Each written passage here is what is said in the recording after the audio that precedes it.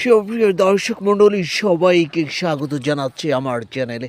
আপনারা যারা আমাকে দেখছেন সবাইকে আন্তরিক অভিনন্দন, শুভেচ্ছা। দেখেন, ছোট্ট সামান্য জায়গার মধ্যে সবজি বাগান করে নিজেদের পুষ্টির চাহিদাকে কীভাবে মেকআপ করে, এবং এই ধরনের সবজি বাগান থেকে তারা নিজেদের যে দৈনন্দিন চাহিদা সেটা শুধু মিটায় এমন না, কিছু কিছু ক্ষেত্রে নিজেরা বাজারে বিক্রি করে নগদ টাকা আয় করে। এই দেখেন, একটু জমিও তারা কিন্তু খালি রেখেনি। টমেটোর চারা লাগিয়েছে, এখানে মরিচের চারা লাগিয়েছে, এখানে লাউ গাছ দেখা যাচ্ছে। লাউয়ের ডগা সুন্দর করে চালের উপর উঠিয়ে দিচ্ছে।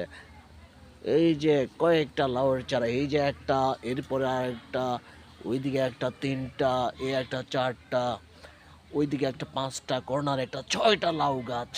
এই 6টা লাউ গাছ থেকে তাদের দৈনন্দিন যে শীতের চাহিদা, সবজির চাহিদা, সেটা মেটাবে, পাশাপাশি বাজারও বিক্রি করবে।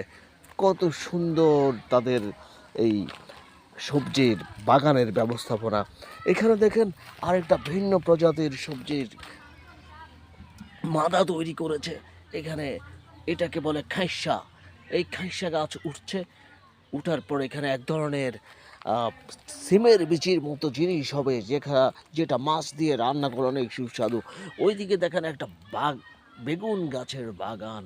এই বেগুন দিয়ে কিন্তু বিভিন্ন ধরনের সবজির সাথে, মাছের সাথে রান্না হয়, এবং বেগুন ভর্তাটার কথা তো না বললেই নয়, যে বেগুনের ভর্তাটা কত যে সুস্বাদু আর মজাদার। এইদিকে দেখেন একটা হলদি বাগান। এই হলদি গাছ শুকিয়ে যাচ্ছে, এবং এই গোড়া থেকে যখন হলদিগুলো উঠাবে, এই হলদি নিজেরা বিক্রি করবে এবং দৈনন্দিন যে তাদের রান্না বান্নার কাজে ব্যবহার। উপরে দেখেন আরেকটা খাইসা বাগান, এই যে এখানে করেছে। আস্তে আস্তে গাছগুলো গজাচ্ছে, দেখছেন। এই যে গৃহস্থলী বাড়ির বিভিন্ন ধরনের সবজি বাগান, এই বাগানটি যেভাবে গড়েছে, আপনার ইচ্ছা করলে আপনাদের বাড়িতে পতিত জায়গায় এই ধরনের সবজি বাগান করে আপনাদের সবজির চাহিদা মেটাতে পারবেন। সকলকে ধন্যবাদ জানাচ্ছি যারা আমাকে ভালোবাসেন, যারা আমার চ্যানেলকে সাবস্ক্রাইব করে এখনও পাশে থাকেননি। অনুরোধ রইল আপনারাও আমার পাশে থেকে সহযোগিতা করবেন।